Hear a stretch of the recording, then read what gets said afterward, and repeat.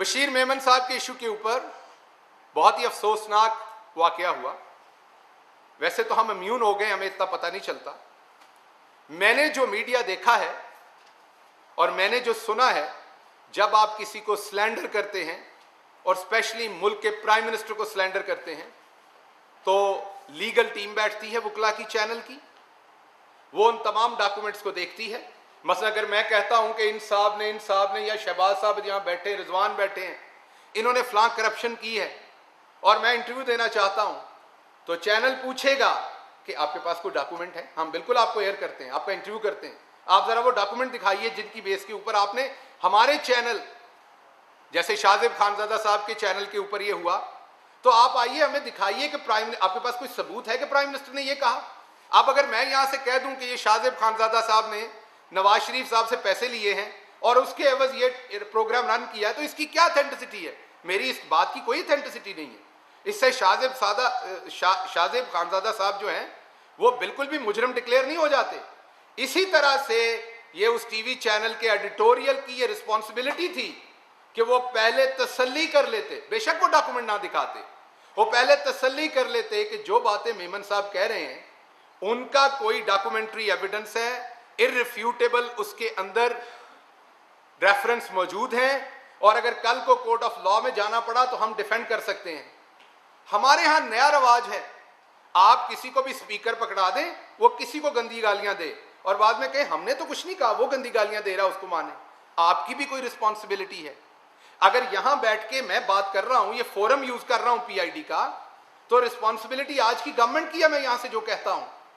इसी तरह जब एक टीवी चैनल अपना फोरम देता है तो क्या वो किसी को कुछ भी कहने देगा उस टीवी चैनल पे? कल को फिर इजाजत दीजिए कोई आके मजहब के ऊपर जो मर्जी बात करे, तो वह नौजुबिल्ला, कल को आके कोई पाकिस्तान को गालियां दे वहां पे, आप कहें हमारा तो फोरम है, क्या हो रहा है? ऐसे जंगल का निजाम तो नहीं चल सकता। ये तो एजेंडा ड्रिवन लगता है कि आप एक शख्स को उसकी विशेष के मुताबिक अपना प्लेटफॉर्म दें, एक बिल्ड करें। बच्चा कोई नहीं होता, कान में रोटी कोई नहीं डालता।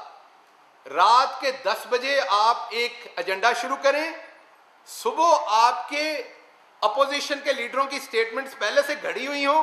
वो लोग जो आपको याद है, वही मरियम औरंगजेब साहबा जो 11 बजे से पहले जिनकी स्टेटमेंट कोई नहीं आती, और आपको याद है जब बिजली बंद हुई थी तो बिजली आ भी गई थी, सब कुछ हो गया था, तो उनकी स्टेटमेंट आई थी जब उन्हें मैंने याद करवाया था कि मोहतरमा आप लेट हो गई हैं, मेहनत किया करें अपने काम पे, इतनी लेट स्टेटमेंट नहीं देते।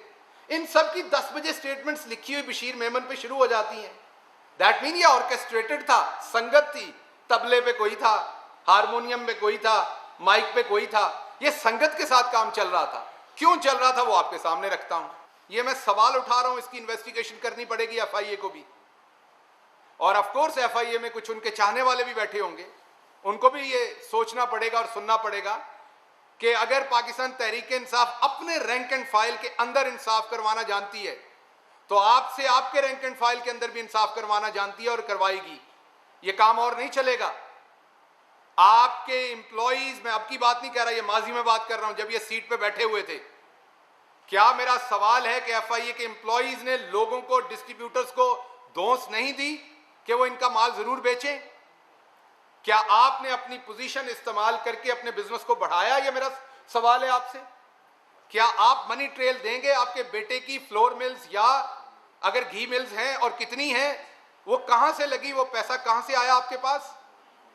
तो असल में आपके सामने बात ये रखनी थी कि ये तमाम चीजें बहुत महीनों से इन पे हो रही थी, इनकी गवर्नमेंट में भी हो रही थी, और इन्हें पता था कि इमरान खान ने एक ना एक दिन इन्हें भी हाथ डालना है जालसाजी पे, टैक्स चोरी करने पे।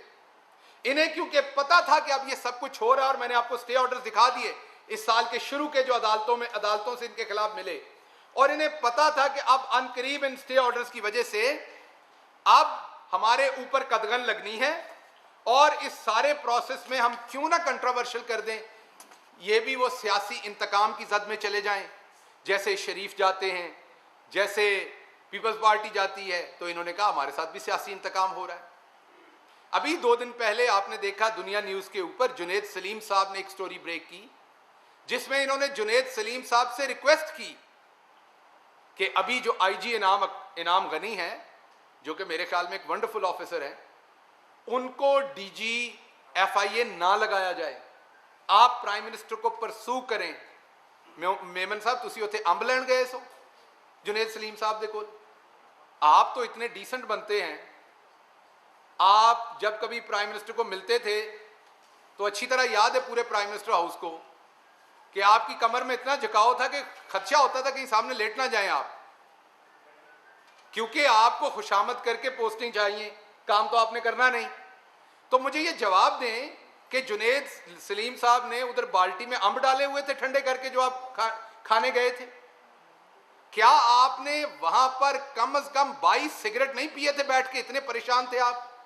क्या वहां पे 2 एस्ट्रे खाली नहीं हुई थी आपके सिगरेट से? तो आप किस धुएं में रहते हैं? धुएं से बाहर आइए। इमरान खान को कंट्रोवर्शियल करने वाले बहुत आए, आपसे पहले भी बहुत आए, नहीं कर सके। उसकी वजह यह है कि इमरान खान एक ईमानदार लीडर है, वो काम करता है जो अपनी कौम को बता भी सकता है।